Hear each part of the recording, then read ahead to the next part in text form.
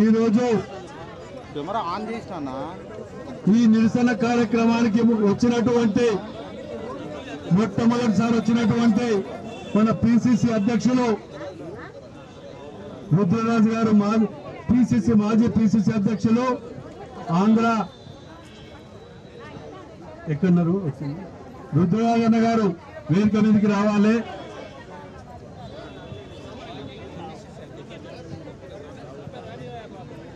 ఈరోజు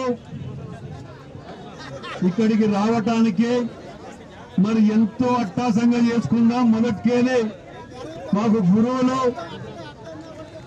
మహేష్ అన్న గారు ఇలా పిసిసి అయినందుకు ఎంతో అట్టాసంగా చేసుకోవాలనుకుంటే 21వ తారీఖు వస్తా అని, తర్వాత మంత్ ఎండింగ్ వస్తా అని. దురదృష్టం ఏంటంటే ఫోన్ చేసి ఇట్లా ఎమర్జెన్సీ రాయందరు ఇట్లా అని చెప్పగానే నిజంగా కూడా అన్న మాకు చాలా బాధేస్తుంది. మొదటికేళ్ళి ఆర్గనైజేషన్ లో జెండా పట్టుకొని తిరిగి పార్టీని ఎన్ని కష్టకాలంలో కూడా అన్ని భరించి ముందుకు తీసుకుపోయినటువంటి గొప్ప వ్యక్తి మన పిసిసి అధ్యక్షులకు ఇలా ఈ పదవి రావటం నిజంగా కూడా చాలా సంతోషంగా ఉన్నదన్నా. మరి కాకపోతే బాధ కూడా ఉన్నది రాత్రి రావటం అనేది. మరి కారణాలు కూడా ఉన్నాయి. ఎందుకంటే రాహుల్ గాంధీ గారిని ఈ బీజేపీ తొట్టి గ్యాంగు దీనికోటి ఓడో చాయ్ వాలా అంటాడు, ఓడో విస్కీ వాలా అంటాడు, ఓడో పానీ వాలా అంటాడు.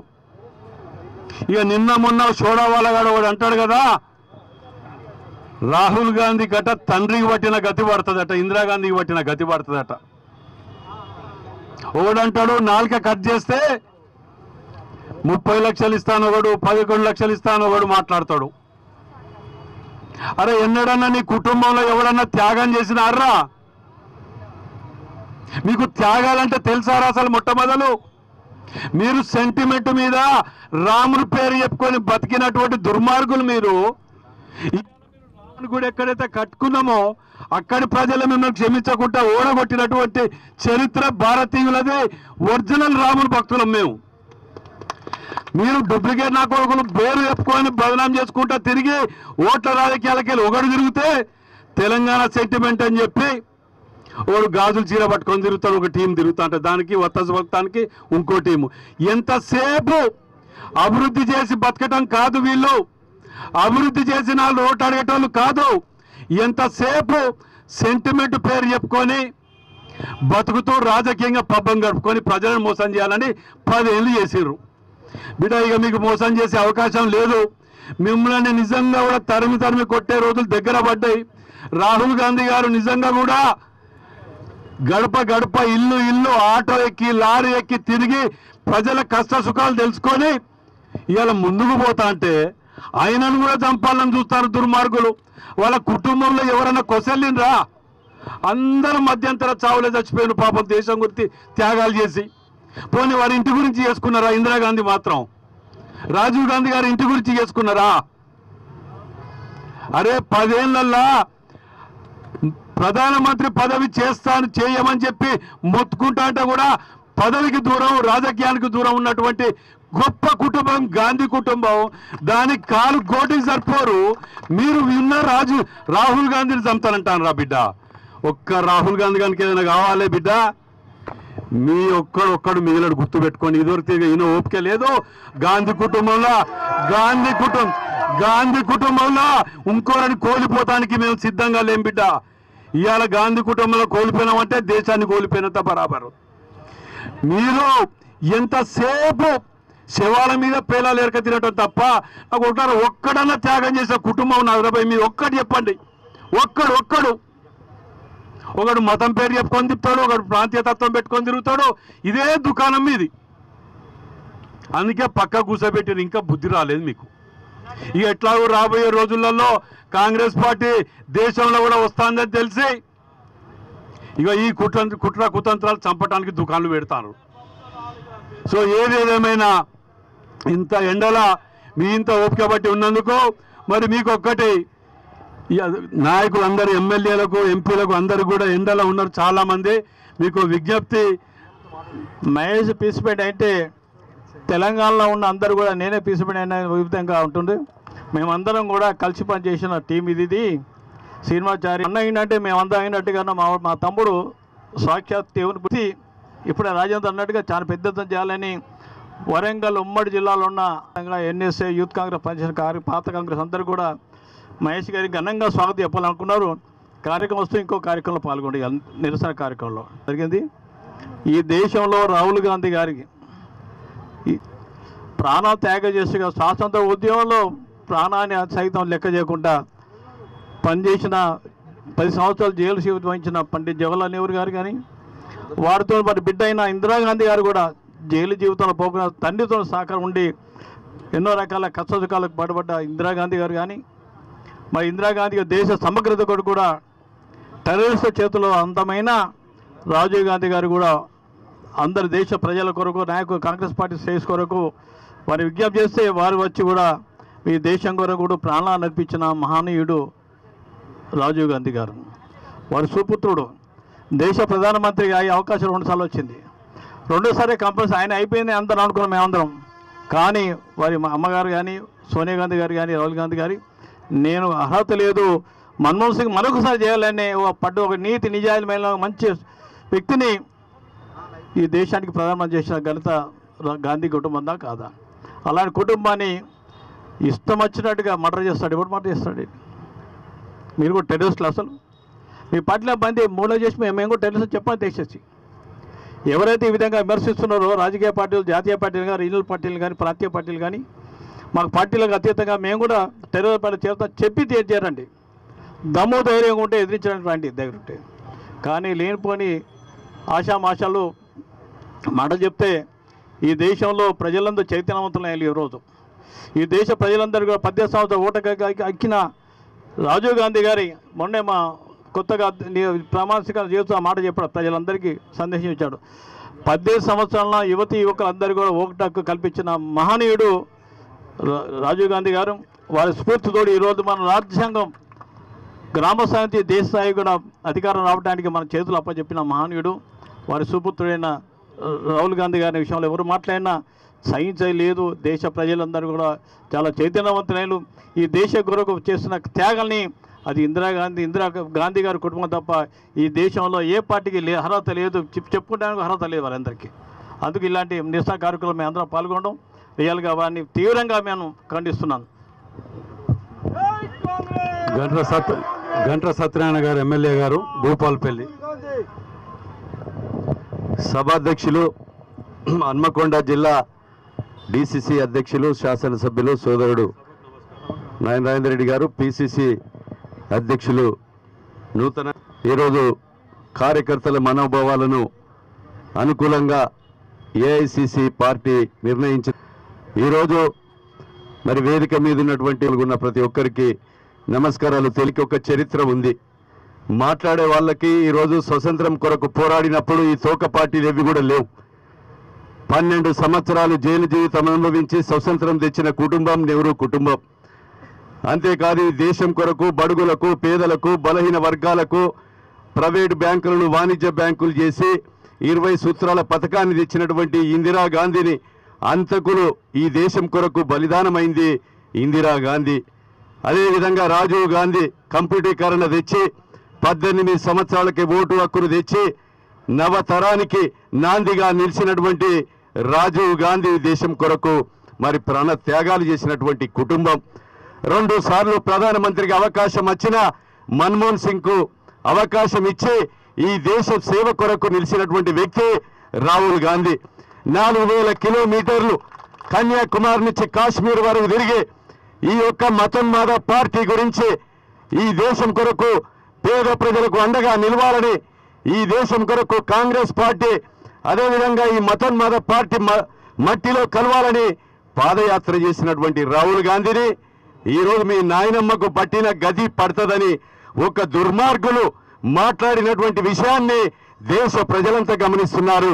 రాబోయే రోజుల్లో మిమ్మలను పాతాళ లోకముల పాతర పెట్టడానికి మీకు సిద్ధంగా ఉన్నారు ఈ దేశ ప్రజలని మీకు ఈ సందర్భంగా తెలియజేస్తూ, రాబోయేటువంటి రోజుల్లో వచ్చేది ఈ దేశంలో మరి ప్రధానమంత్రి రాహుల్ గాంధీ 2వ సారి అధికారంలోకి తెలంగాణ రాష్ట్రంలో రాబోతుంది కాంగ్రెస్ ప్రభుత్వం. కనుక అలాంటి వారిని ప్రజలు మీకు తగిన బుద్ధి చెప్తారని తెలియజేస్తూ ఈ అవకాశం కల్పించినటువంటి అధ్యక్షుల వారికి ధన్యవాదాలు, కృతజ్ఞతలు, నమస్కారాలు తెలియజేస్తారు. పెద్ద ఎత్తున మన తరుణంలో దురదృష్టకరమైన సంఘటన, మన యొక్క దేశ నేత కోన్ బనేగా అంటే రాహుల్ గాంధీని ఒక టెర్రరిస్ట్తోని పోలుస్తాడు. ఇంకో దుర్మార్గుడు మొత్తానికి మన ఇంద్రమ్మ ఫ్యామిలీని కించపరిచే విధంగా మాట్లాడుతున్నాడు. కాబట్టి సోదరులారా, ఈనాడు ఇంత పెద్ద ఎత్తు తరలి వచ్చిన నా కాంగ్రెస్ కుటుంబ కార్యకర్తలకు అందరికీ నేను శిరస్సు వంచి నమస్కరిస్తున్నా. సోదరులారా, ఒక్కసారి గమనించండి, ఈ భారతీయ జనతా పార్టీ అనేది మాలా మాదిగలను విడదీసుడు కాదు, ఓబీసీల మీద, ఎస్టీల మీద ఒక పెద్ద కుట్ర పన్నింది. తప్పనిసరిగా మనం అందరం ఐక్యమవుతాం అనే దురుద్దేశంతో, ఎందుకంటే కాంగ్రెస్కు అండగా ఉండేది ఓబీసీలు, ఎస్సీ, ఎస్టీ, మైనార్టీలు కాబట్టి వారిని దూరం చేసే విధంగా పోతున్నారు, రిజర్వేషన్లు ఎత్తేసే దిశగా పోతున్నారు. కాబట్టి ఒకసారి ఇక్కడ వచ్చిన నా యువతనందరినీ కోరుతున్నా, మీరందరూ కూడా ఒకసారి ఆలోచించండి. రాబోయే రోజులలో ఈ యొక్క మన కాంగ్రెస్ రాకుండా చేయాలని, రాహుల్ గాంధీ గారిని ప్రధానమంత్రిగా చూడాలని ఆశలతో ఉన్న అందరినీ కూడా మనల్ని వారు అడియాసలు చేస్తున్నారు. కాబట్టి ఒకసారి ఆలోచించండి. నఫరత్ కే బజార్ మే పూల్ బిచాయింగే అన్నాడు రాహుల్ గాంధీ. కాబట్టి ఒకసారి ఆలోచించండి.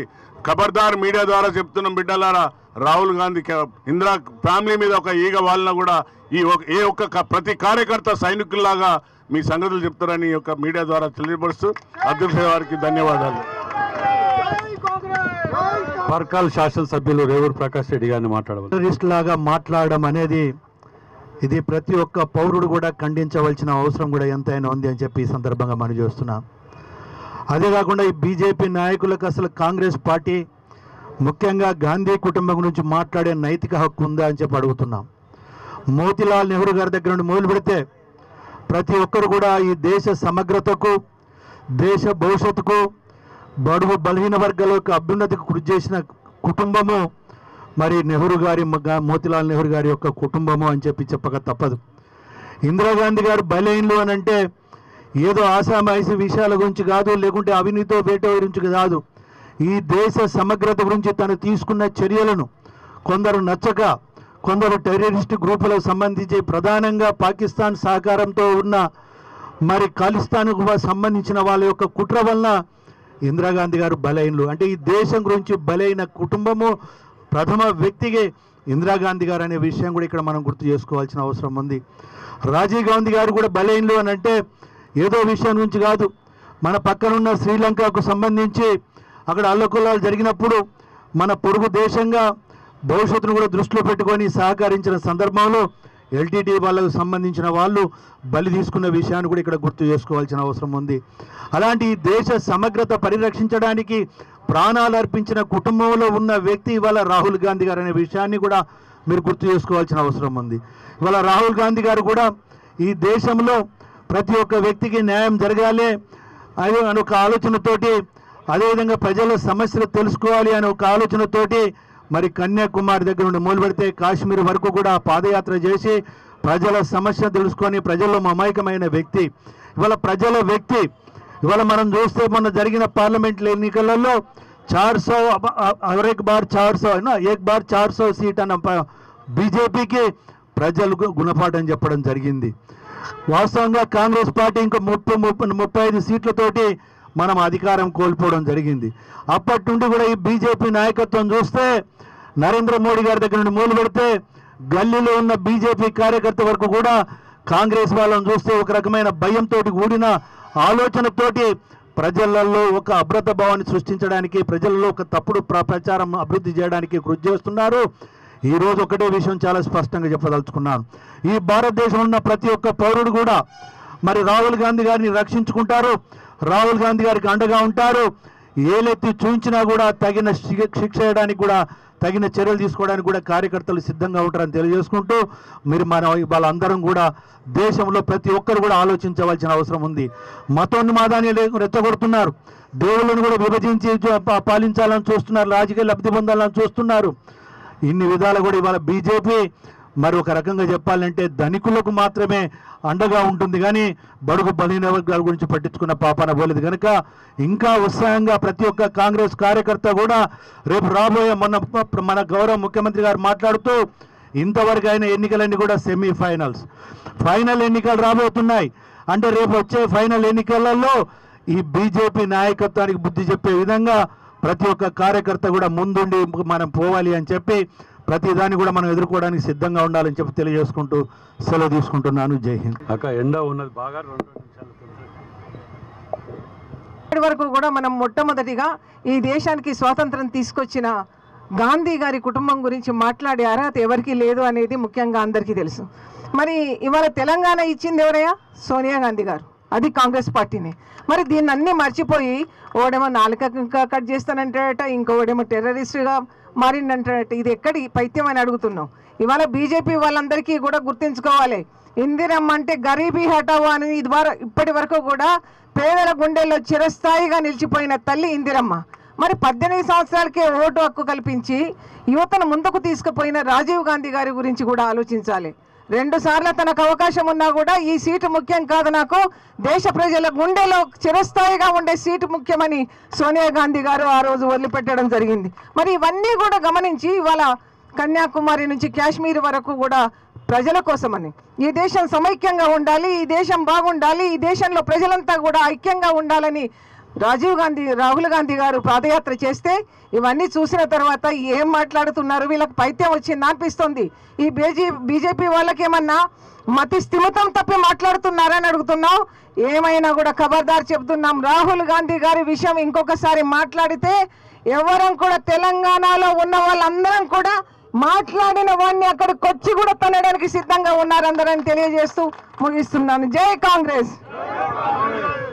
పెద్దలు నాయన రాజేందర్ రెడ్డి గారికి పెద్ద ఎత్తున నిర్వహించడానికి వచ్చినటువంటి పెద్దలు పిసిసి అధ్యక్షులు మహేష్ కుమార్ గౌడ్ గారికి వేదిక మీద మాట, రాహుల్ గాంధీ గారు పార్లమెంట్లో బీజేపీ ప్రభుత్వం తీసుకుంటున్న ప్రజా వ్యతిరేక చట్టాలను వ్యతిరేకించడం చూసి భవిష్యత్తులో వారి వల్ల ప్రజలందరూ కూడా రాహుల్ గాంధీకి వెంట ఉంటున్నారన్న ఉద్దేశంతో ఈరోజు వారు చేసినటువంటి అక్కడ సింగ్ అనేవారు ఇందిరమ్మలకి పట్టిన గతే పడుతుందని చేసిన అనుచిత వ్యాఖ్యలను ఈ సందర్భంగా ఖండిస్తున్నాము. స్వాతంత్రం తెచ్చిన కుటుంబం ఇందిరమ్మ కుటుంబం. ఆ ఇందిరమ్మ రాజ్యం ఏదైతే మనం అందరం కూడా చూసినాము, రాబోయే కాలంలో కూడా రాహుల్ గాంధీ గారే వారు చేస్తున్నటువంటి రాహుల్ జోడో యాత్రతోటి ఇప్పటికే చాలా రాష్ట్రాల్లో కూడా కాంగ్రెస్ పాలన ఉంది. ఇప్పుడున్నటువంటి ఈ ప్రజలందరూ కూడా రాహుల్ గాంధీ వెంటనే ఉంటారు. వారు చేసిన వ్యాఖ్యల్ని వెంటనే వెనక్కి తీసుకోవాలని కాంగ్రెస్ పార్టీ కార్యకర్తలు కానీ ఎవరు కూడా దాన్ని ఊరుకోరు చూస్తూ అందరూ కూడా తగు గుణపాఠం చెప్తారు. వారి వ్యాఖ్యలు చేసిన వారి మీద వెంటనే చర్యలు తీసుకోవాలని కూడా ఈ వేదిక ద్వారా డిమాండ్ చేస్తున్నాను. ధన్యవాదాలు. నేను సాక్షాత్తు పార్లమెంటులోనే చూశాను, రాహుల్ గాంధీ గారిని ఎంత ఇబ్బంది పెట్టాలో అంత ఇబ్బంది పెడతారు. ఎంతవరకు దిగజారుతారంటే మీ జాతి ఏంటి, జాతి అనే పదం తెలియని వాళ్ళు కూడా కుల గణన గురించి అడుగుతున్నారంటే మాకు అక్కడ వెనకాల ఉన్న కాంగ్రెస్ ఎంపీలకి కానీ ఎన్డీఏ ఇండియా అలయన్స్ కూటమి ఎంపీలందరికీ కూడా కోపం వచ్చింది. కానీ చాలా నింపాదిగా రాహుల్ గాంధీ గారు నిలబడి మీరు ఎంతైనా నన్ను అవమానించుకోండి కానీ నేను ఖచ్చితంగా కుల గణన చేసి తీరుతాను, ఇదే పార్లమెంట్ సాక్షిగా అని వాగ్దానం చేసినారు. ఆయనకి ఎంత నిమ్మదనము ఉన్నదో దాన్ని అంతగానో ఏదైతే నరేంద్ర మోడీ గారు చెప్పారో అబ్కీ పార్ 400 పార్ అని చెప్పి 400 కాదు కదా 300 కూడా దాటలేదు. అందుకే వాళ్ళలో భయం ఏర్పడింది, వాళ్ళ నమ్మకం సన్నగిల్లింది. కాబట్టే రానున్న రోజులలో ఖచ్చితంగా కాంగ్రెస్ ప్రభుత్వమే కేంద్రంలో నిల్చుంటుంది అన్న విషయం వాళ్ళకి తెలుసు. రానున్న ఎన్నికల్లో కూడా ఎట్లయినా వీళ్ళని కాంగ్రెస్ కార్యకర్తల మనోభావాలు దెబ్బతినాలి అనే విషయంగా కాగిత పుల్లలు అందరినీ కూడా ముందు పెట్టి పిచ్చి పిచ్చి మాటలు మాట్లాడుతున్నారు. కానీ మీరు అందరు గుర్తుపెట్టుకోండి, ఇప్పుడు మనకున్న పిసిసి ప్రెసిడెంట్ అధ్యక్షతన మన కాంగ్రెస్ అంతా కూడా బలపడుతుంది. అదేవిధంగా కేంద్రంలో కూడా మనం బలపడుతున్నాం. రానున్న రోజులన్నీ కూడా కాంగ్రెసే ఉంటున్నాయి. ఇక్కడ అక్కడ కాంగ్రెస్ జెండానే ఎగురుతుంది. కాబట్టి అందరం కూడా రాహుల్ గాంధీ గారిని వెనుక నడుద్దాము. ఆయనకి మన లీడర్ ఆఫ్ అపోజిషన్గా మనకు వచ్చిన ఏదైతే పేరుందో దాన్ని కాపాడుకుంటూ ముందుకెళ్దామని మీ అందరికి తెలియజేసుకుంటూ సెలవు తీసుకుంటున్నాను. తక్షణం మాటిచ్చినటువంటి ఏకైక మంత్రివర్యులు నాకు ఇవాళ నిజంగా కూడా వారు ఒప్పచెప్పినందుకు నేను జాగ కోసం ఒక నెల రోజులు తిరిగిన నన్ను దొరకబట్టుకున్న ఆఖరికి. సరే ఇప్పుడు పొన్నం ప్రభాకర్ అన్న గారిని మాట్లాడవచ్చు. సభాధ్యక్షులు జిల్లా కాంగ్రెస్ అధ్యక్షులు శాసనసభ్యులు నాయన రాజేందర్ రెడ్డి గారు ఈనాటి కార్యక్రమానికి ముఖ్య అతిథిగా విచ్చేసినటువంటి శాసన మండలి సభ్యులు తెలంగాణ రాష్ట్ర కాంగ్రెస్ అధ్యక్షులుగా నూతనంగా నియామకం పొంది ఇది భద్రకాళి అమ్మవారి మనిషికో మాట గొడ్డుకో దెబ్బ, భారతీయ జనతా పార్టీకి ఏమాత్రం బుద్ధున్నా వాళ్లకు కనీసం గాంధీ గారి కుటుంబం గురించి తెలవాలనుకున్నా నేను గౌరవ జిల్లా కాంగ్రెస్ అధ్యక్షుడిని కోరుతా ఉన్నా. డిస్కవరీ ఆఫ్ ఇండియా నెహ్రూ గారి జైలు జీవితం గురించి, భారతదేశ తొలి మహిళా ప్రధానిగా 17 సంవత్సరాలు ఇందిరాగాంధీ గారు పరిపాలించిన విధానం యొక్క ఆ రోజు బ్యాంకుల జాతీయకరణ కావచ్చు, రాజ్యాభరణాల రద్దు కావచ్చు, పేదరిక నిర్మూలనకు గరీబీ హఠావు కావచ్చు, అంతెందుకు దేశ ఐక్యత కొరకు ప్రాణాలు అర్పించినటువంటి కుటుంబ కాలి గోటికి సరిపోయినటువంటి నాయకత్వం ఇలా రాహుల్ గాంధీ గారి గురించి, గాంధీ కుటుంబం గురించి మాట్లాడుతూ ఉన్నారు. ఈ సభలో చాలా మంది ఇప్పుడే గౌరవ శాసనసభ్యులు, జిల్లా కాంగ్రెస్ అధ్యక్షులు, మేయర్ గారు, పార్లమెంట్ సభ్యులు, ముఖ్యులు అందరూ మాట్లాడినారు. అందరూ ఒకటే, ఈరోజు ఈ దేశం కోసం ప్రాణాలు అర్పించినటువంటి కాంగ్రెస్ పార్టీ నాయకత్వాన్ని ఎన్నడూ కూడా అధికార దాహం కొద్దీ పదవుల వెంట ఉరుకనటువంటి వాళ్ళు చేస్తే ఈ దేశంలో ప్రధానమంత్రులైనరు, ముఖ్యమంత్రులైనరు, కేంద్రంలో మంత్రులై దేశంలో అనేక మంది రాజకీయ జీవితాలను తెచ్చుకున్నటువంటి వాళ్ళను పార్లమెంటు సభ్యుడిగా రద్దు చేసి బయటికి వెళ్ళగొడితే ఇల్లు కూడా లేనటువంటి ఆ కుటుంబాన్ని పట్టుకొని నీ నాయనమ్మ గది పడుతుందని ఒక విధవ అంటాడు, ఇంకొక విధవ అంటాడు 11 లక్షలు ఇస్తా నాలికి వస్తే అని చెప్పి. నేను అడుగుతా ఉన్నా ఒకటే, ఒకవేళ ఎవరైనా బుద్ధి జ్ఞానం లేక ఎవరైనా భారతీయ జనతా పార్టీ కార్యకర్త నాయకుడు ఏదైనా వారికి కనీస అవగాహన లేకుండా మాట్లాడితే కేంద్రంలో అధికారంలో ఉన్నటువంటి ముఖ్యమైన భారతీయ జనతా పార్టీ నాయకులు, ఈవెన్ ప్రధానమంత్రితో సహా కేంద్ర బీజేపీకి నాయకత్వం వహిస్తున్నటువంటి ఒక 10 మంది ముఖ్య నాయకులు ఇది తప్పు, మనం హింస ప్రేరేపించే విధంగా మాట్లాడద్దు అనే మాట కనీసం మాట్లాడకపోతే ఆ పార్టీ విధానం ఏందని అడుగుతాను మీ వేదిక ద్వారా. భారతీయ జనతా పార్టీ కుటుంబాలను అవమానపరచడం తప్ప ఒక కుటుంబాన్ని మేము ఇలా మాట్లాడదలుచుకుంటే, ప్రధానమంత్రి గారు ఇలా మీ కుటుంబానికి సంబంధించిన తల్లి కావచ్చు, భార్య కావచ్చు ఏరని మేము అడగలేమా? మేము అడిగి మిమ్మల్ని అవమానపరచలేమా? కానీ ఒక సాంప్రదాయం, ఒక పద్ధతి, ఒక గౌరవంగా దేశ ప్రధానికి ఇవ్వాల్సిన గౌరవాన్ని ఇస్తుంటే ఈ దేశం కోసం ప్రాణాలు అర్పించే ఇందిరాగాంధీ గారు, ఈ దేశ ఐక్యత కొరకు ప్రాణాలు అర్పించే రాజీవ్ గాంధీ గారు అవసరమైతే ప్రధానమంత్రి పదవిని త్యాగం చేసిన సోనియా గాంధీ గారు ఇలా ఈ దేశ ఐక్యత, భారత రాజ్యాంగాన్ని రక్షించడానికి, ప్రజాస్వామ్యాన్ని కాపాడడానికి ఇక్కడే మనం బుక్కులది constitution of India doctor Babasaheb Ambedkar సాక్షిగా రాజ్యాంగాన్ని రక్షించుకోవడానికి భారత్ జోడో నఫరత్ జోడో అని యాత్ర చేస్తే సావు తప్పి కన్నులట్టమైన ఫలితాలతోటి బీజేపీ ఎలా ఇటువంటి ఒక పూర్తి అసహనపూర్వమైనటువంటి ప్రకటనలు ఇస్తోంది. ఈ వరంగల్ వేదిక ద్వారా భారతీయ జనతా పార్టీ కేంద్ర నాయకత్వాన్ని, ఈ రాష్ట్రంలో ప్రాతినిధ్యం వహిస్తున్న కిషన్ రెడ్డి, బండి సంజయ్, మిగతా పార్లమెంట్ సభ్యులను గట్టిగా ప్రశ్నిస్తాం. మీరు మీ నాయకత్వంలో మాట్లాడిన మాటల్ని మీరు ఖండించదలుచుకున్నారా? మీ పార్టీ విధానం ఇదేనా? చెప్పండి. ఏదైనా సామధాన భేద దండోపాయాలు ఒకవేళ మీరు ఇదే పద్ధతిలో రాదలుచుకుంటే గ్రామాన కాంగ్రెస్ పార్టీ ఒక్కసారి తిరుగుబాటు చేస్తే భారతీయ జనతా పార్టీ నామరూపాలు లేకుండా పోతుంది. జాగ్రత్త.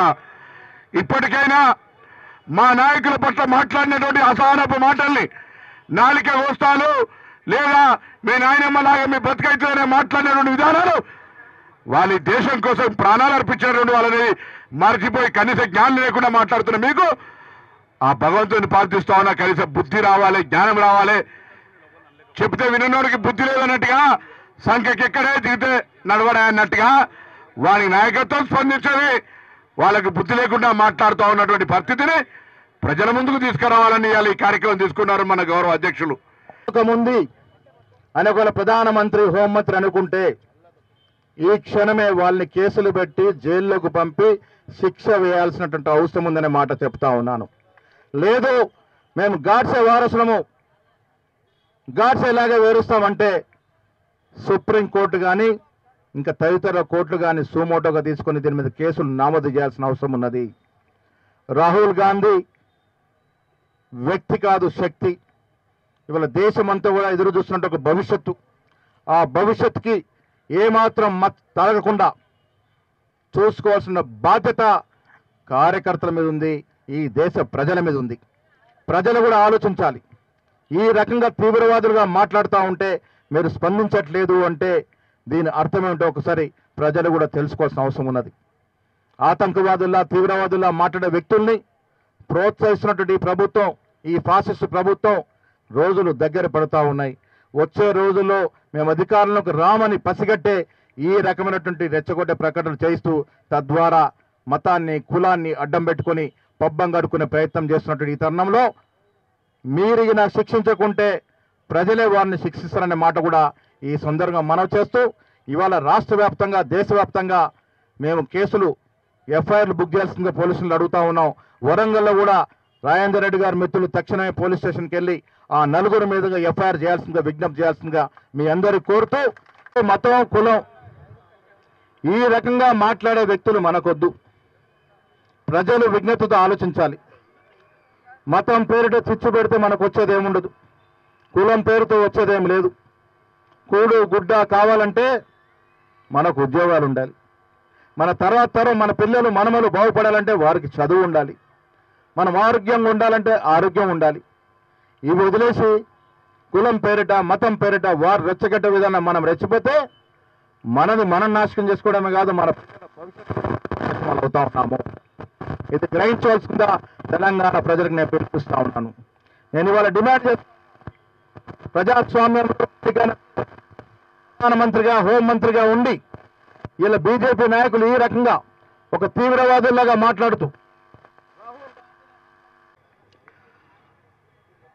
మన దురదృష్టం, వాళ్ళ దేశ ప్రజల దురదృష్టం,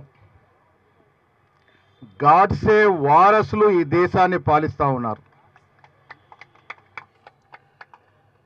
ప్రజాస్వామ్యం మీద విలువలు లేక, రాజ్యాంగం మీద విలువలు లేక గాడ్సే విధానాలని అవలంబిస్తూ ఇలా దేశ ప్రధానిగా మోడీ గారు, హోంమంత్రి గారు, వారి పార్టీ సభ్యులు, ఒకరైతే కేంద్ర మంత్రి రైల్వేస్,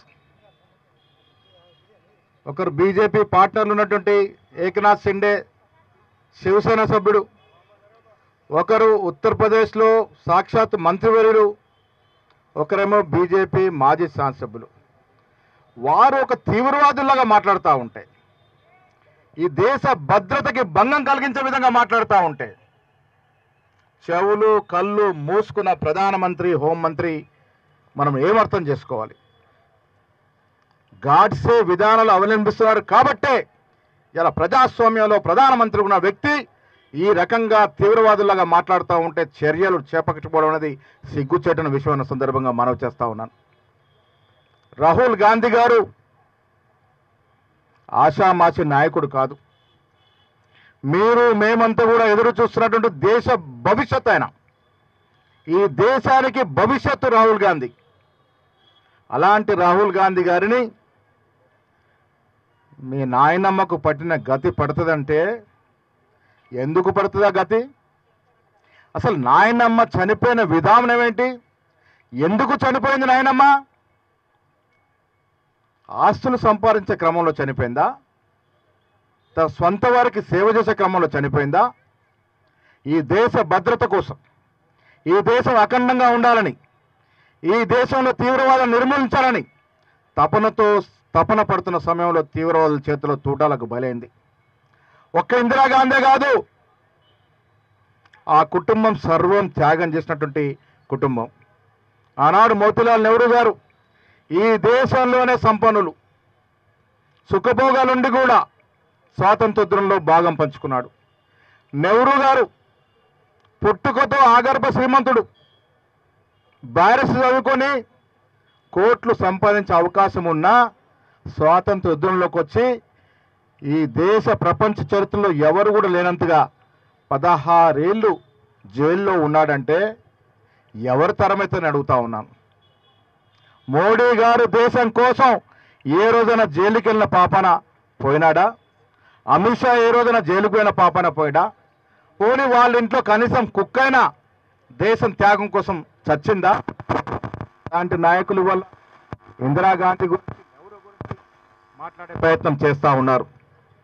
నెహ్రూని మరిపించే ప్రయత్నం చేస్తూ ఉన్నారు. చరిత్రను, భారతదేశ చరిత్ర తిరగరాసే ప్రయత్నం చేస్తూ ఉన్నారు. మిత్రులారా, కాంగ్రెస్ కార్యకర్తలు కానీ దేశ ప్రజలు కానీ వీటిని ఇముడ్చుకునే పరిస్థితులు లేరు. వల్ల రాహుల్ గాంధీ అనే వ్యక్తి ఒక శక్తిగా మారినారు.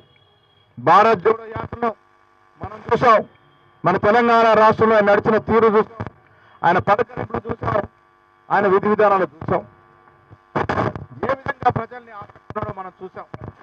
అలాంటి మహానాయకుడు ఇలా సాక్షాత్ ఆపోజిషన్ నాయకుడిగా ఉన్నాడు. రేపు ప్రధానమంత్రి కావాల్సి ఉన్నాడు. అందుకే ఈ బెదిరింపులు కూడా ఒక పద్ధతి ప్రకారం నడుస్తూ ఉంటాయి. ఒకరోజు ఒక మంత్రి మాట్లాడతాడు, ఒకరోజు ఒక శాసనసభ్యుడు మాట్లాడతాడు, ఒకరోజు మహారాష్ట్రలో మాట్లాడితే ఒకరోజు ఉత్తరప్రదేశ్లో మాట్లాడుతూ ఉన్నారు, ఒకరోజు ఉత్తరప్రదేశ్లో మాట్లాడితే ఒకరోజు ఢిల్లీలో మాట్లాడుతూ ఉన్నారు. దీనికి కారణం కూడా ఉంది. జమ్మూ కాశ్మీర్లో ఇవాళ బీజేపీ తుడుచుకుపెట్టుకుపోతా ఉంది. మహారాష్ట్రలో శివసేన, ఏకనాథ్ శివసేన బీజేపీ తుడుచుకుపెట్టుకుపోతా ఉంది. హర్యానాలో కాంగ్రెస్ పార్టీ తిరిగి రాబోతా ఉంది. ఈ భయం పుట్టుకొని మన మీద మచ్చేసే ప్రయత్నం చేస్తూ ఉన్నారు. తీవ్రవాదుల చేతుల్లో సర్వం కోల్పోయి కుటుంబ సభ్యులన్నీ కోల్పోయిన వ్యక్తిని పట్టుకొని నువ్వే తీవ్రవాదం అంటే ఇంకా అంతకన్నా ఆస్పదం ఏముందని అడుగుతా ఉన్నాను. నీ ప్రాణం తీస్తామని బాజాప్తా బెదిరిస్తే పోలీసుల చర్యలు ఎందుకు లేవో ఒక్కసారి ప్రజలు అర్థం చేసుకోవాలని అడుగుతా ఉన్నాను. గాంధీ కుటుంబం అంటే మనందరూ తెలుసు ఎన్ని త్యాగాలతో ఆ కుటుంబం ముందుకు వచ్చిందనేది. అలాంటి కుటుంబంలో సాక్షాత్ ఇవాళ ప్రతిపక్ష నాయకుడి మీద ఒక పద్ధతి ప్రకారం మాట్లాడుతూ ఉంటే ప్రధానమంత్రి కానీ హోంమంత్రి కానీ నోరెత్తుకోవడం చూస్తూ ఉంటే ఎలాంటి కుట్ర జరుగుతుందో ఒక్కసారి మనం అర్థం చేసుకోవాల్సిన అవసరం ఉన్నది. 1989లో ఇదే విధంగా రాజీవ్ గాంధీ గారి మీద కుట్ర జరుగుతూ ఉంది, మాకు అనుమానం ఉంది అని కేంద్ర ప్రభుత్వానికి విన్నవించిన ఆనాడు భద్రత పెంచకపోవడం వల్లే రాజీవ్ గాంధీని మనం కోల్పోవలసి వచ్చింది. ఇందిరాగాంధీ, రాహుల్ గాంధీ ఏ రకంగా చనిపోయినారు, ఎవరి కోసం చనిపోయినారు, ఇవన్నీ కూడా మనం స్మరణం చేసుకోవాల్సిన అవసరం ఉన్నది. ఇందులో ఏం మాటలు చెప్పి అధికారంలోకి వచ్చారో మనం చూసాం. 2 కోట్ల ఉద్యోగాలు అన్నారు, ఇచ్చినారా? ఏ మెలగ పెట్టారని వాళ్ళని మనం ఆదరిస్తాము. ఇలా కేవలం మతం, కులం. నేను, పొన్నం ప్రభాకరు, శాస్త్రం అందరూ కూడా భద్రకాళి మాతను దర్శించుకుని వచ్చాం. హిందూ మతంలో పుట్టాం, దేవుళ్ళని గౌరవిస్తాం, రోజు పూజలు చేసుకుంటాం. కానీ సిగ్గు వేసి కులం పేరిట ఎప్పుడు ఓట్లు అడగం. బీజేపీ లాగా మాట్లాడితే కులం, మాట్లాడితే మతం.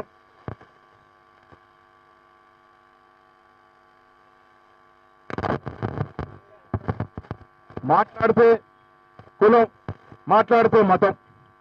నేను రాష్ట్ర ప్రజలను అడుగుతా ఉన్నాను, మనం మన పిల్లల్ని చదివించుకొని మరి భవిష్యత్తుకు బాటలు వేసి ప్రభుత్వం దుబారా చేస్తూ మోసం చేస్తున్న తీరును ఎండగడుతూ రాష్ట్ర ప్రభుత్వం ఇచ్చినటువంటి ఫలాల్ని తీసుకొని పిల్లల భవిష్యత్తు తీసుకుందామా? పేరిట, మతాల పేరిట, ప్రాంతాల పేరిట చిచ్చు పెట్టే వాళ్ళని నమ్మి మనమే కాకుండా మన పిల్లల్ని భవిష్యత్తును నాశనం చేసుకుందామా? ఒక్కసారి ఆలోచించాల్సిందిగా కోరుతా ఉన్నాను. ఎవరికి వారి కులం అంటే అభిమానం ఉండడం తప్పులేదు, ఏ మతం వారికి ఆ మతం మీద అభిమానం ఉండడం తప్పులేదు. కానీ వేరే మతం గురించి వేరే కులం గురించి మాట్లాడే హక్కు, కించపరిచే హక్కు ఏ రాజ్యాంగం ఇచ్చిందని నేను అడుగుతా ఉన్నాను. నేను మళ్ళీ చెప్తా ఉన్నా, రోజు మేము కూడా పూజ చేసుకుంటాం, దేవుని పూజ చేయందే బయటికి రాము. కానీ ఏ రోజు కూడా దేవుళ్ళ పేరిట ఓట్లు అడిగిన పాపాన పోలే. గుణపాఠం చెప్పాలి అంటే ప్రజలు మమేకం కావాలి, ప్రజలు తెలుగుతో వినిపించాలి. మాట్లాడితే మతం, మాట్లాడితే కులం కావాల్సింది, మనకు కావాల్సింది మన భక్తి.